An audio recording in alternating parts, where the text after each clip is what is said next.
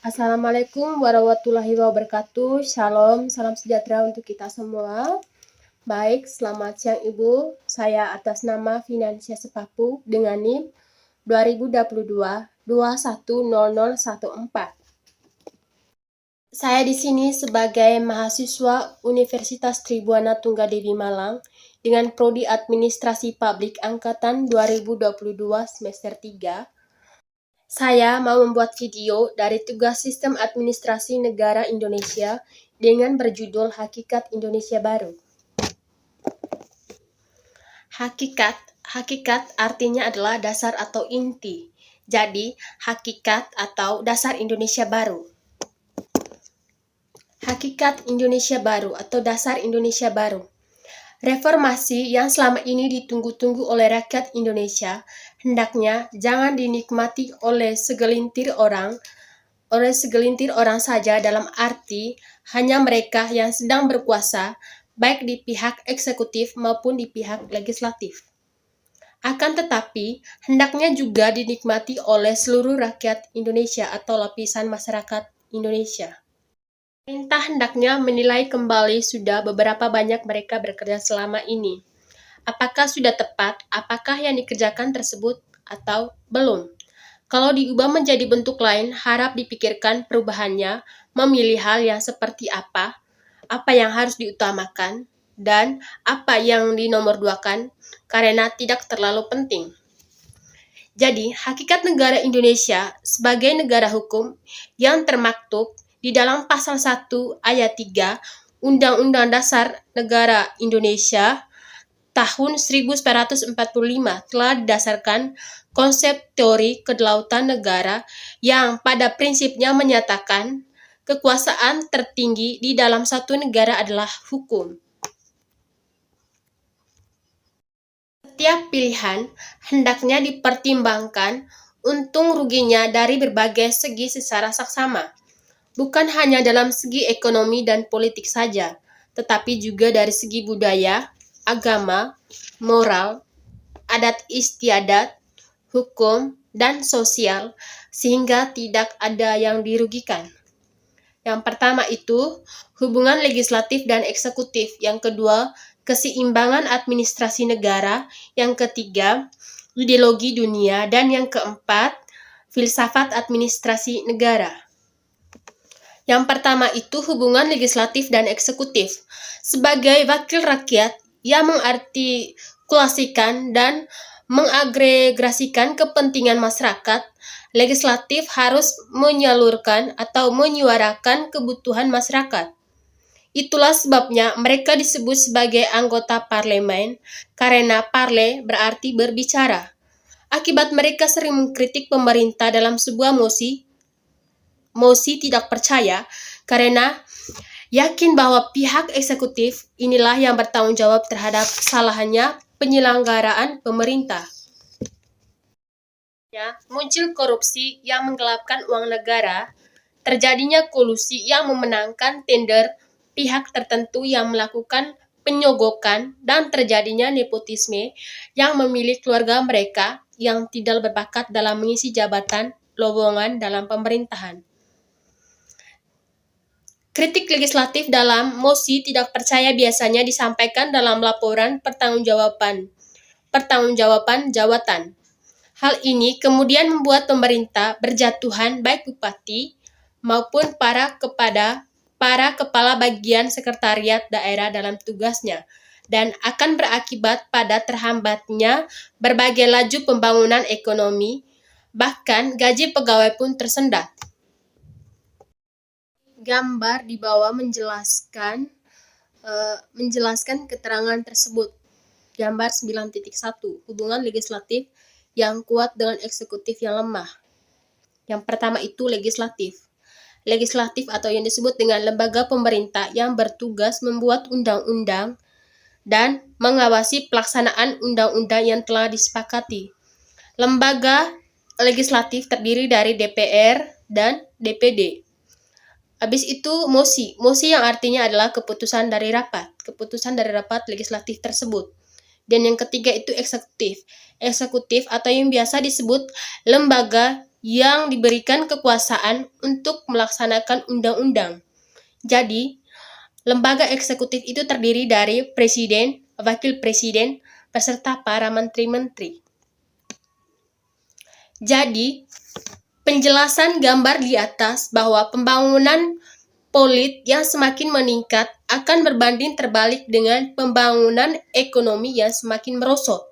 Inilah yang terjadi akhir-akhir ini di negara kita, diletuskan era keterbukaan. Para anggota legislatif hampir setiap saat menghujat pemerintah, itu pun karena mereka didesak oleh demonstrasi yang tidak henti-hentinya di berbagai daerah.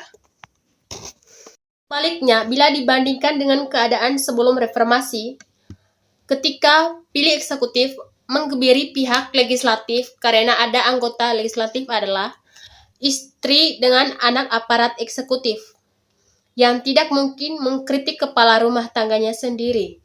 Sehingga pihak legislatif dikenal dengan istilah 7D yang artinya datang, duduk, diam, duit, dengur, dosa.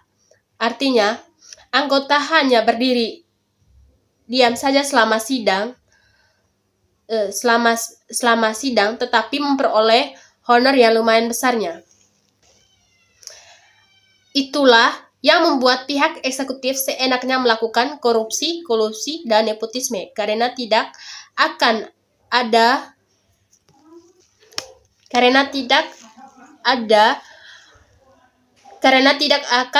kritikan dari legislatif. Kita lihat gambar di 9.2, hubungan legislatif yang lemah dengan eksekutif yang kuat. Yang pertama itu pembangunan politik atau legislatif. Dan yang kedua adalah kebiri yang artinya adalah tindakan bedah. Yang ketiga itu eksekutif. Eksekutif tadi itu lembaga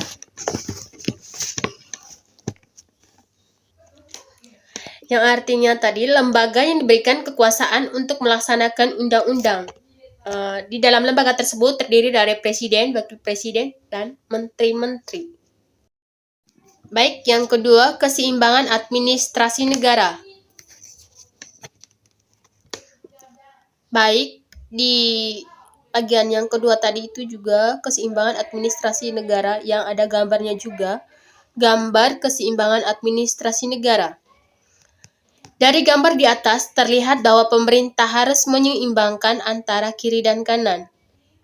Bila ke kiri akan berisiko tirani, yaitu demi nasionalisme, demi efektivitas, demi hukum, dan konsensus nasional. Oleh karena itu, maka pihak eksekutif diutamakan baik dalam menerbitkan masyarakat maupun dalam menerapkan aturan daerah. Sebaliknya, bila ke kanan, yaitu demi mendengar pendapat orang lain dan demi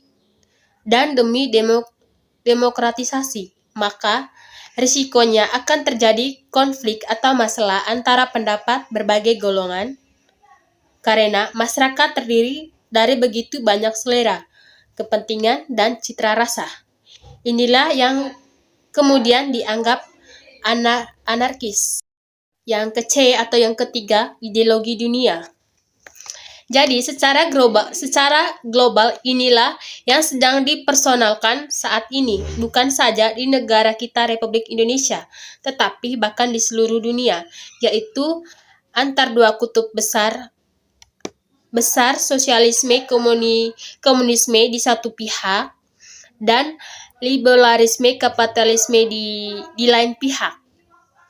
Saat ini para pakar sedang memperhitung munculnya paradigma ketiga, yaitu paradigma yang menyeimbangkan antara kekuasaan dengan pelayanan. Sebagai contoh, kekuasaan hanya diberikan untuk mengantisipasi keberadaan dekansi moral, sedangkan pelayanan dimaksudkan untuk yang baik dan benar. Paradigma jalan tengah inilah yang disebut ideologi Islam. Baik, di ideologi dunia juga ada gambar di 9.4. Di 9.4 gambarnya bulatan pertama itu tirani marah, komunisme, sosialisme, ilmu, kekuasaan panas. Bulatan kedua, anarkis, sesat, kapitalisme, liberalisme, moral, layanan dingin. Dan gambar 3 itu, bulatan yang ketiga itu seni. Gambar 9.4 atau gambar di atas akan memperjelaskan keterangan tersebut. Gambar tersebut memperlihatkan bahwa mau tidak mau harus ada titik temu kedua kutub besar tersebut di atas. Titik temu ini adalah garis besar maksud terbaik teori keseimbangan dalam pemerintah. Jadi, di suatu sisi yang berada di kiri adalah keilmuan yang serba logika, sedangkan di sisi kanan adalah moral yang serba etika. Inilah yang hendaknya menjadikan kajian inti administrasi negara. Dan yang keempat, filsafat administrasi negara. Munculnya pemisahan antara logika, etika, dan estetika tersebut akan disampaikan sebagai berikut. Baik, di filsafat administrasi juga ada bagan. Filsafat pembentukan manusia unggul. Terdiri dari 3. Yang pertama, etika, logika, dan estetika. Yang pertama itu etika. Etika terdiri dari baik atau buruk, dan muncul dari baik buruk itu menjadi budiman. Yang kedua itu logika. Logika terdiri dari benar atau salah. Benar atau salah akan muncul juga sebagai ilmuwan. Ilmuwan akan muncul juga sebagai pemimpin yang adil. Terus yang ketiga itu estetika. Estetika terdiri dari indah atau jelek. Indah dan jelek akan dihasilkan juga sebagai seniman. Jadi itu saja yang dapat saya sampaikan berdasarkan gambar bagan di filsafat administrasi negara. Jadi di sini juga ada penjelasannya. Gambar tersebut di atas menunjukkan bahwa aparat pemerintah baik dari kantor bupati, apakah yang bersangkutan adalah bupati sendiri, wakil bupati, sekretaris,